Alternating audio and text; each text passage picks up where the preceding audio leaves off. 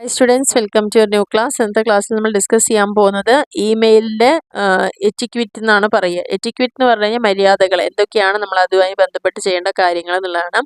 Email etiquette refers to the principles of behaviour, എങ്ങനെ behave ചെയ്യണം എന്നുള്ള principles that one should use when writing or answering email messages. ഇമെയിലിലൂടെ messages നമ്മൾ write ചെയ്യുകയോ അല്ലെങ്കിൽ നമ്മളത് യൂസ് ചെയ്യുകയോ ചെയ്യുന്നുണ്ടെങ്കിൽ അല്ലെങ്കിൽ ആൻസർ ചെയ്യുമ്പം എന്തൊക്കെ കാര്യങ്ങളാണ് നമ്മൾ ശ്രദ്ധിക്കേണ്ട വിഷയങ്ങൾ എന്നുള്ളതാണ് ഇതിനെക്കുറിച്ച് പറയുന്നത്. It is also known as the code of conduct four email communication. Email communication നടത്തുന്ന സമയത്ത് നമ്മൾ പാലിക്കേണ്ട ആചാര മര്യാദകളെ കുറിച്ചാണ് അതിൽ വ്യക്തമായിട്ട് പറയുന്നത്.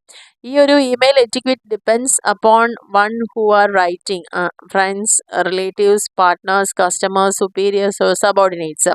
സാധാരണ നമ്മൾ മെയിൽ ചെയ്യുന്നത് ഈ പറഞ്ഞ റിലേഷനിലുള്ള ആളുകൾക്കായിരിക്കും. അപ്പോൾ അങ്ങനെ ചെയ്യുന്ന സമയത്ത് ശ്രദ്ധിക്കേണ്ടതായിട്ടുള്ള കാര്യങ്ങളെക്കുറിച്ചാണ് ഇവിടെ പറഞ്ഞിരിക്കുന്നത്.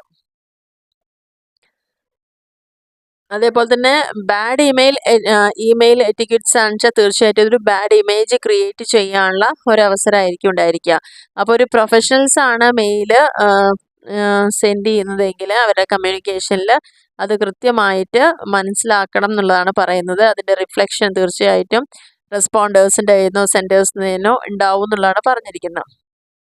3 റീസൺസ് ആണ് ഒരു കമ്പനി ഇങ്ങനെ ഒരു ഇമെയിൽ എറ്റിക്വിറ്റി ഇംപ്ലിമെൻറ്റ് ചെയ്യാൻ വേണ്ടിയിട്ട് 3 റൂൾസുകളാണ് പറയുന്നത്. അത് എന്തുകൊണ്ടാണ് 3 റീസൺ ആയിട്ട് തന്നെയാണ്. ഒന്ന്, നല്ല രീതിയിലൊരു പ്രൊഫഷണലിസം അവിടെ ഉണ്ടായിരിക്കുക. പ്രൊഫഷണലിസം എന്ന് പറയുമ്പം നല്ല proper use of email language നല്ല രീതിയിൽ തന്നെ അവിടെ യൂസ് ചെയ്യുക. Company can convey a professional image to the public. കാരണം ഒരു പൊതുജനങ്ങൾക്കുള്ള അറിയിപ്പുകളാണെങ്കിൽ തീർച്ചയായിട്ടും അത് ആ കമ്പനിയെക്കുറിച്ച് വിലയിരുത്താനുള്ള അവസരമാണ് അവർക്ക് കൊടുക്കുന്നത്. And efficiency, email that worded up to the point are much more effective than poorly worded emails. വളരെ നല്ല ഇഫക്റ്റീവായിട്ട് അവർക്ക് ഫീൽ ചെയ്യണം എന്നുള്ളതാണ് പറയുന്നത്. പ്രൊട്ടക്ഷൻ ഫ്രം ലയബിലിറ്റി, കാരണം employee awareness of email risk will protect a company from costly legal proceedings. ഒരു convey ചെയ്യാനുള്ള മെസ്സേജ് എംപ്ലോയീസിന് കൃത്യമായിട്ടൊരു അവയർനെസ് പ്രൊവൈഡ് ചെയ്യുന്നതോ അതേപോലെ തന്നെ ഒരു ലീഗൽ പ്രൊസീഡിങ്സുമായി ബന്ധപ്പെട്ട് ചിലവേറിയ കുറേ കാര്യങ്ങളിൽ നിന്നൊക്കെ കമ്പനീനെ രക്ഷപ്പെടുത്തണം എന്നുണ്ടെങ്കിൽ നല്ല രീതിയിൽ തന്നെ കമ്പനി ഇത്തരമുള്ള കാര്യങ്ങൾ കൺവേ ചെയ്തിരിക്കണം എന്നുള്ളതാണ് പറയുന്നത്. ഇനി നെക്സ്റ്റ് ഇതിൻ്റെ ഫോർമാറ്റ് ഉണ്ട്, റൂൾസ്. എന്താണ് ഫോർമാറ്റ്, എന്താണ് റൂളുകൾ, ഡൂസ് ആൻഡ് ഡോൺട്സ് എന്തൊക്കെയാണെന്നുള്ളതാണ് പറയുന്നത്. അപ്പോൾ ഒരു ഇമെയിൽ കമ്പോസ് ചെയ്യുന്നതിന് മുന്നേ കുറച്ച് ചെയ്യേണ്ട കാര്യങ്ങളെക്കുറിച്ചാണ് പറയുന്നത്. അതിൽ first identify the relevance. Email എന്ന് പറഞ്ഞാൽ എന്താണ്, മീൻസ് ഓഫ് കമ്മ്യൂണിക്കേഷൻ ആണ്. അത് ഇഫക്റ്റീവ് ആവണം, അത് റെലവൻ്റ് ആവണം, ആ ഒരു സമയത്തിന് ആവശ്യമുള്ള കാര്യങ്ങളായിരിക്കണം നമ്മൾ പ്രൊവൈഡ് ചെയ്യേണ്ടത് എന്നുള്ളതാണ് പറഞ്ഞിരിക്കുന്നത്. അപ്പോൾ അതിൻ്റെ ഫസ്റ്റ് സ്റ്റെപ്പ് എന്ന് പറയുന്നത് എന്തൊക്കെ സ്റ്റേജസാണ് പറയുന്നത്. ഐഡൻറ്റിഫൈ ദ പർപ്പസ്, കൃത്യമായിട്ട് എന്ത് പർപ്പസിനാണ് നമ്മൾ ഈ ഒരു മെസ്സേജ് അയക്കുന്നത് എന്ന് അറിഞ്ഞിരിക്കണം. അതിൻ്റെ ലക്ഷ്യം എന്താണെന്ന് ഫോക്കസ് ചെയ്തിട്ടുണ്ടായിരിക്കണം. കണ്ടന്റ് കൃത്യമായിട്ട് ഫോക്കസ്ഡ് ആയിരിക്കണം എന്നുള്ളതാണ് പറയുന്നത്. ഇനി രണ്ടാമത്തെ പോയിന്റിൽ ആ ഒരു ലൈനിൽ എന്താണ് കൊടുക്കുക, ടു എന്ന് പറഞ്ഞിട്ടാണ് കൊടുക്കുക.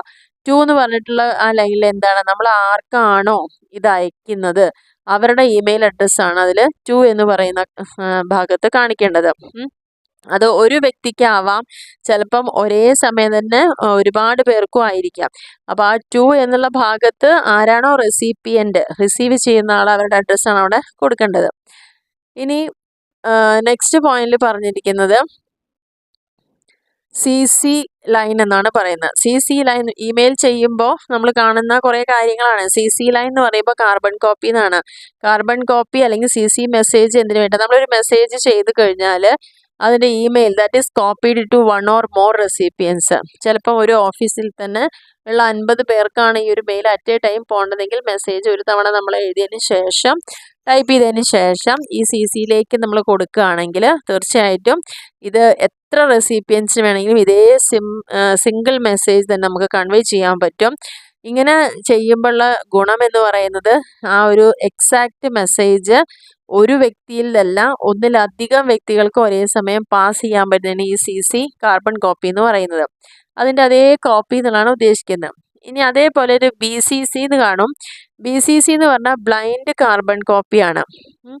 ബ്ലൈൻഡ്, അപ്പം നമുക്ക് ഈ CC എടുത്തു കഴിഞ്ഞാൽ അറിയാം നമുക്കൊരു മെസ്സേജ് വരുമ്പോൾ അവിടെ ഒരുപാട് ആർക്കൊക്കെ അയച്ചു അതൊക്കെ നമുക്ക് കാണാൻ പറ്റുന്നതാണ് ഇതിൻ്റെ പ്രത്യേകത എന്ന് പറയുന്നത്. പക്ഷേ BCC എന്ന് പറയുമ്പം ഇവിടെ എന്താ പ്രത്യേകത? ഇത് ഏകദേശം CC പോലെ തന്നെയാണ്. പക്ഷേ BCCയിൽ വരുമ്പം recipients are invisible to other recipients. ഇപ്പം നമ്മൾ വർക്ക് ചെയ്യുന്ന ഒരു സ്ഥലത്ത് നമ്മളെപ്പോലെ പോസ്റ്റിലുള്ള ഒരുപാട് ആളുകൾക്ക് ഒരേ മെസ്സേജ് പോകുന്നുണ്ടെങ്കിൽ നമുക്ക് ആ മെസ്സേജ് വരുമ്പോൾ തന്നെ അത് ആർക്കൊക്കെ പോയിട്ടുണ്ടെന്ന് അറിയാൻ പറ്റും. അതാണ് CC. പക്ഷെ അതേസമയം നമുക്ക് ആർക്കൊക്കെ പോയിട്ടുണ്ട് എന്നുള്ളത് വിസിബിൾ അല്ലെങ്കിൽ അതിനെയാണ് ബ്ലൈൻഡ് കാർബൺ കോപ്പി എന്ന് പറയുന്നത്. നമുക്ക് കിട്ടിയ മെസ്സേജ് കുറേ പേർക്ക് പോയിട്ടുണ്ടാവും, പക്ഷെ നമ്മൾക്ക് അവരെ ഒന്നും കാണാൻ സാധിക്കുന്നില്ലെങ്കിലാണ് അത് BCC എന്ന് പറയുന്നത്.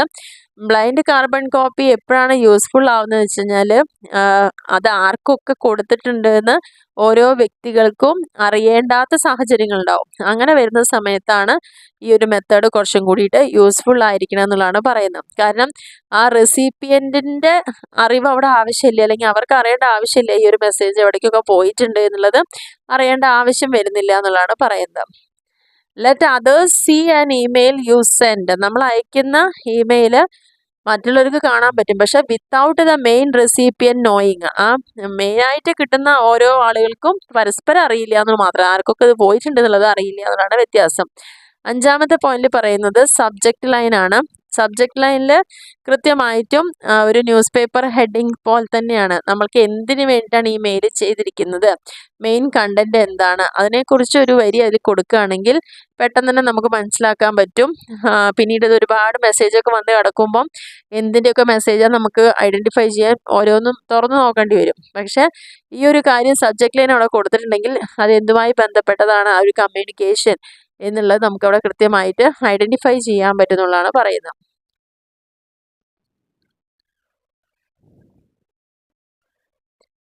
പിന്നെ വരുന്നൊരു പോയിന്റാണ് സല്യൂട്ടേഷൻ എന്ന് പറയുന്നത്. വളരെ കെയർഫുൾ ആയിട്ട് വേണം നമ്മൾ ആർക്കാണോ ഈ ഒരു മെയിൽ കൊടുക്കുന്നത് അവരെ കൃത്യമായിട്ട് അഭിസംബോധന ചെയ്യുക എന്നുള്ളതാണ്.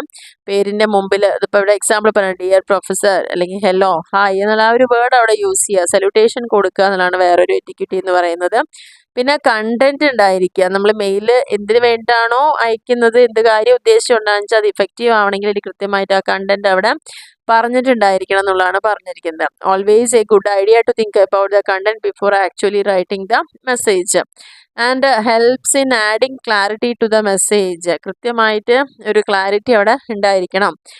ഇനി നെക്സ്റ്റ് പോയിന്റിൽ പറഞ്ഞിരിക്കുന്നത് മെസ്സേജ് എപ്പോഴും വളരെ ബ്രീഫ് ആയിരിക്കുക എന്നുള്ള കാര്യങ്ങളാണ്. 8ാമത്തെ പോയിന്റിൽ പറഞ്ഞാൽ അതിൻ്റെ ടോൺ എന്നാണ് പറയുന്നത്. ഇമെയിൽസ് എപ്പോഴും ഒരു പ്രൊഫഷണലിസം റിഫ്ലക്റ്റ് ചെയ്യുന്ന ഒരു സംഭവമാണ്. ആരിത് അയക്കുന്നു, ആർക്ക് അയക്കുന്നു, അവരുടെ ഇടയിലത്തെ ആ മെയിൽ സന്ദേശം, അതിൻ്റെ ഭാഷ, അതിന് നല്ല ഇമ്പോർട്ടൻസ് ഉണ്ട്. അതെല്ലാം ആ ഒരു ഇത് വായിക്കുമ്പോൾ തന്നെ നമുക്ക് മനസ്സിലാവണമെങ്കിൽ അത് ആ ചെയ്ത വ്യക്തിയുടെ പ്രൊഫഷണലിസം കൂടിയാണ് അതിൽ കാണപ്പെടുന്നത്. ഇമെയിൽസ് എന്ന് പറഞ്ഞാൽ വർക്ക് പ്ലേസിൽ must have formal tone to them. എപ്പോഴും ഒഫീഷ്യൽ ആയിട്ടുള്ള ഭാഷയിലായിരിക്കണം അധികവും ഇമെയിൽ സെൻഡ് ചെയ്യേണ്ടത്. ഓഫീസുമായി ബന്ധപ്പെട്ട് വരുന്ന കാര്യങ്ങളാണെങ്കിൽ അത് ഒഫീഷ്യൽ ആയിരിക്കണം എന്നുള്ളതാണ് പറയുന്നത്. വളരെ പൊളൈറ്റ് ആവേണ്ടത്, അങ്ങനെയുള്ള വേർഡ്സ് യൂസ് ചെയ്യണം. അതിനനുസരിച്ചുള്ള വേർഡ്സ് ആണ് ബുദ്ധിപൂർവ്വം നമ്മൾ ഉപയോഗിക്കേണ്ടത്. പ്രോപ്പർ പങ്ക്ച്വേഷൻസ് ഉണ്ടായിരിക്കണം. പിന്നെ എല്ലാ വേർഡ്സും ക്യാപിറ്റലൈസ് ചെയ്യുന്ന ആ ഒരു മെത്തേഡൊന്നും ചെയ്യരുത്. പിന്നെ പൊളൈറ്റ് മെസ്സേജ് എന്ന് പറഞ്ഞു കഴിഞ്ഞാൽ നമ്മൾ നല്ല രീതിയിലാണ് അങ്ങനെ ഒരു മെയിൽ ചെയ്യുന്നതെങ്കിൽ തീർച്ചയായിട്ടും നമുക്കൊരു ഫേവറബിൾ റെസ്പോൺസ് ഉണ്ടാവാനുള്ള സാധ്യത അവിടെ കൂടുതലാണ്. Whole words and sentence written in capital letters are consider extremely rude and unprofessional. ഒരിക്കലും നമ്മൾ മെയിൽ ചെയ്യുന്ന സമയത്ത് എല്ലാ വാക്കുകളും ക്യാപിറ്റൽ ലെറ്ററിൽ അയക്കരുത്. അങ്ങനെ അയക്കുകയാണെങ്കിൽ തീർച്ചയായിട്ടും അത് റൂഡ് ആൻഡ് അൺപ്രൊഫഷണൽ ആയിട്ടാണ് മറ്റുള്ളവർക്ക് അത് ഫീൽ ചെയ്യുക എന്നുള്ളതാണ് പറഞ്ഞിരിക്കുന്നത്. നെക്സ്റ്റ് നമ്മൾ ഉപയോഗിക്കുന്ന ലാംഗ്വേജ്, ഇമെയിൽ എപ്പോഴും എഫക്റ്റീവ് ആവണമെങ്കിൽ നമ്മൾ ഉപയോഗിക്കുന്ന ലാംഗ്വേജ് ഗ്രാമാറ്റിക്കലി സൗണ്ട് ആയിരിക്കണം. കൃത്യമായിട്ട് സ്പെല്ലിംഗ് മിസ്റ്റേക്ക് ഇല്ലാതെ ഗ്രാമറൊക്കെ യൂസ് ചെയ്തുകൊണ്ടായിരിക്കണം നമ്മൾ എപ്പോഴും ലാംഗ്വേജ് യൂസ് ചെയ്യേണ്ടതെന്നുള്ളതാണ് പറയുന്നത്. The reader cannot understand what you have written. നമ്മൾ എന്താണോ എഴുതിയത് എന്നുള്ളത് വായിക്കാൻ അവർക്ക് സാധിക്കുന്നില്ലെങ്കിൽ അത് ഒരുപാട് പ്രശ്നങ്ങൾക്കുള്ള സാധ്യത ഉണ്ടാവുകയാണ് അവിടെ ചെയ്യുന്നത്. പിന്നെ പറഞ്ഞിരിക്കുന്നത് റൈറ്റിംഗ് എ കംപ്ലൈൻറ്റ്. നമ്മളൊരു കംപ്ലൈൻറ്റ്, പരാതിയാണ് കൊടുക്കുന്നതെങ്കിൽ തീർച്ചയായിട്ടും ആ കാര്യം എന്താണ് അവിടെ പ്രോബ്ലം ഉണ്ടായിരിക്കുന്നത് എന്നുള്ളത് ബ്രീഫായിട്ട് എക്സ്പ്ലെയിൻ ചെയ്യണം. And also wise to show why it is critical for the problem to be resolved by your reader. അപ്പോൾ ആ ഒരു പ്രശ്നം എന്താണ് ഉണ്ടായത് എന്നുള്ളത് കാണിക്കുക, എന്തിന് നമ്മളിത് ആർക്കാണോ അയക്കുന്നത് അവർക്കത് അയക്കേണ്ട ആവശ്യകത എന്താണെന്നുള്ളത് അവിടെ പ്രത്യേകിച്ച് മെൻഷൻ ചെയ്യുക എന്നുള്ളതാണ് പറയുന്നത്. പറ്റുമെങ്കിൽ അതിൽ സജഷൻസ് കൂടി ഓഫർ ചെയ്യാനാണ് പറയേണ്ടത്. പിന്നെ 11ാമത്തെ പോയിന്റ് പറയാം അറ്റാച്ച്മെൻ്റ് ആണ്. നമ്മൾ മെയിൽ ചെയ്യുന്ന സമയത്ത് എന്തെങ്കിലും കാര്യങ്ങൾ അഡീഷണൽ ആയിട്ട് സെൻഡർക്ക് അയക്കണം എന്നുണ്ടെങ്കിൽ ഓൾറെഡി നമ്മൾ സേവ് ചെയ്ത് വെച്ചിട്ടുണ്ടായിരിക്കും. അപ്പോൾ ഒരു compress large attachments and send attachments only when they are absolutely necessary. നമുക്ക് ഇത്തരത്തിലുള്ള കാര്യങ്ങൾ മെയിൽ ചെയ്യുന്ന സമയത്ത് അതുമായി ബന്ധപ്പെട്ടിട്ടുള്ള ഡോക്യുമെൻറ്റ്സുകൾ സെൻഡ് ചെയ്യണമെങ്കിൽ അറ്റാച്ച്മെൻറ്റ്സ് യൂസ് ചെയ്തിട്ട് അതും കൂടി നമുക്ക് സെൻഡ് ചെയ്യാവുന്നതാണ്.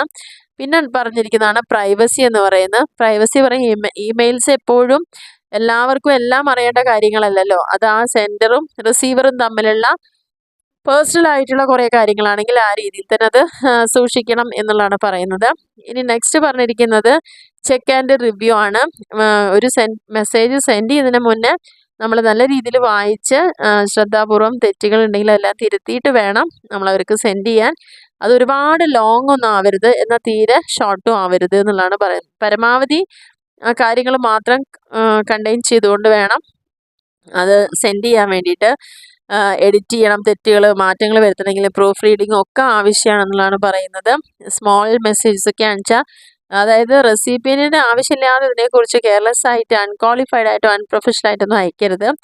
അതുകൊണ്ട് തന്നെ റിവ്യൂ ചെയ്യണം, ഇടയ്ക്ക് ഒന്നും കൂടി അത് വായിച്ച് നോക്കണം, സ്പെല്ലിംഗ് ചെക്ക് ചെയ്യണം.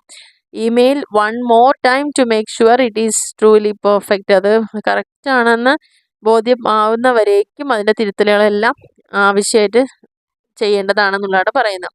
14ാമത്തെ പോയിന്റ് റെസ്പോൺസ് ടൈമാണ്. നല്ലൊരു ഇമെയിൽ എറ്റിക്യൂറ്റി എന്ന് പറയുന്നത് responding to business communications as soon as possible. നമ്മളൊരു മെയിൽ ചെയ്യുമ്പം എത്രയും പെട്ടെന്ന് തന്നെ അതിനൊരു മറുപടി ഇങ്ങോട്ട് കൂടി കൊടുക്കുക എന്നുള്ളതാണ് നല്ലൊരു റെസ്പോൺസ് ടൈമിലൂടെ ഉദ്ദേശിക്കുന്നത്. Each email should be replied to within അറ്റ്ലീസ്റ്റ് 24 hours and preferably within the same working day. എപ്പോഴും ബിസിനസ് സംബന്ധമായിട്ട് മെയിൽ ചെയ്യുന്ന സമയത്ത് മിനിമം 24 മണിക്കൂറിനുള്ളിലെങ്കിലും അതിനൊരു റിപ്ലൈ കൊടുത്തിരിക്കണം. അതാണ് അറ്റ്ലീസ്റ്റ് ആ ഒരു വർക്കിംഗ് ഡേയിലെങ്കിലും അതിന് റിപ്ലൈ ചെയ്തിരിക്കണം എന്നുള്ളതാണ് പറഞ്ഞിരിക്കുന്നത്.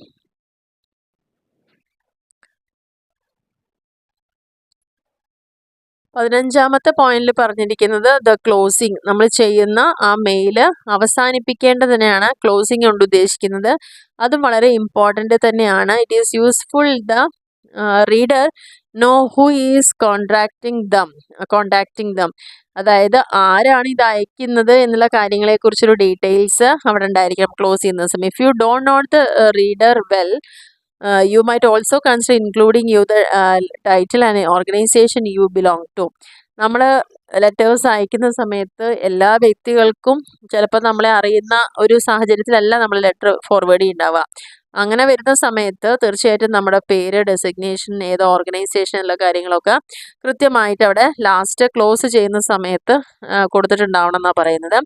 അതിനോടൊപ്പം തന്നെ സിഗ്നേച്ചറും കൂടിയിട്ട് ആവശ്യമെങ്കിൽ കൊടുക്കേണ്ടതാണ്. ഒരു പ്രൊഫഷണൽ സിഗ്നേച്ചർ ഉണ്ടെങ്കിൽ എപ്പോഴും നിങ്ങളെ ഈസി ആയിട്ട് കോൺടാക്ട് ചെയ്യാൻ പറ്റും എന്നുള്ളതിൻ്റെ പ്രത്യേകത. ഇമെയിൽ അക്കൗണ്ട് ഉണ്ടെങ്കിലും അതിലൂടെ തന്നെ കൃത്യമായിട്ട് നിങ്ങൾക്ക് ബിസിനസ് കമ്മ്യൂണിക്കേഷൻസ് അവിടെ ചെയ്യാൻ സാധിക്കുന്നു. ഇനി അത് കഴിഞ്ഞാൽ കോംപ്ലിമെൻ്ററി ക്ലോസിംഗ് എന്ന് പറഞ്ഞൊരു സംഭവമാണ്. ചില വാക്കുകൾ വെച്ചുകൊണ്ടാണ് സ്വാഭാവികമായിട്ട് അത് വൈൻഡപ്പ് ചെയ്യേണ്ടത്, അല്ലെങ്കിൽ നമ്മൾ എൻഡ് ചെയ്യുന്നത്. ലാസ്റ്റ് എല്ലാം എഴുതി കഴിഞ്ഞാൽ ഒരു താങ്ക് യു വെക്കേണ്ടവിടെ ആണെങ്കിൽ താങ്ക് യു എന്ന് പറയുക, അല്ലെങ്കിൽ ഒരു ബെസ്റ്റ് വിഷസ്, എന്താണോ നമ്മുടെ മാറ്റർ, ആർക്കാണോ നമ്മൾ അയക്കുന്നത് അതിൻ്റെ ബേസിസിൽ ഒരു കൺക്ലൂഷൻ അവിടെ കൊടുക്കേണ്ടതാണ്. Best wishes, see you tomorrow, regards എന്നുള്ള വേർഡ്സൊക്കെ അവിടെ നമുക്ക് യൂസ് ചെയ്യുക എന്നുള്ളതാണ് പറയുന്നത്. ഇതിനാണ് കോംപ്ലിമെൻ്ററി ക്ലോസിംഗ് എന്ന് പറയുന്നത്. അപ്പോൾ ഏകദേശം ഒരു 10-15 കാര്യങ്ങളാണ് നമ്മളൊരു ഇമെയിൽ സെൻഡ് ചെയ്യുമ്പം പാലിക്കേണ്ടതായിട്ടുള്ള അതിൻ്റെ മര്യാദകൾ എന്ന് പറയുന്നത്. അപ്പോൾ ഒരു എസ്സേ ക്വസ്റ്റിന് ചാൻസ് കൂടുതലുള്ളതാണ് എന്താണ് ഇമെയിൽ എറ്റിക്യൂട്ട്സ് എന്ന് പറഞ്ഞു കഴിഞ്ഞാൽ. അപ്പോൾ ഒരു ഇമെയിലുമായി ബന്ധപ്പെട്ട് ഒരു 15ഓളം കാര്യങ്ങളാണ് ഒരു മെയിൽ സെൻഡ് ചെയ്യുന്നതിന് മുന്നേ ഇത്രയും കാര്യങ്ങൾ അതിൽ ഉണ്ടായിരിക്കണം എന്നുള്ളതാണ് പറഞ്ഞിരിക്കുന്നത്. അപ്പോൾ ഇതിൽ പ്രധാനമായിട്ടും നമ്മൾ ഈ ഒരു എറ്റിക്യൂട്ട്സ് ഓഫ് ഇമെയിൽ മാത്രമാണ് ഡിസ്കസ് ചെയ്തിരിക്കുന്നത്. അപ്പോൾ ഈ ഒരു വീഡിയോ നിങ്ങൾക്ക് ക്ലിയർ ആയി എന്ന് വിചാരിക്കുന്നു. തീർച്ചയായിട്ടും വീഡിയോ ഇഷ്ടമാവുകയാണെങ്കിൽ ലൈക്ക് ചെയ്യാനും കമൻറ്റ് ചെയ്യാനും ഷെയർ ചെയ്യാനും മറക്കരുത്. Okay, thank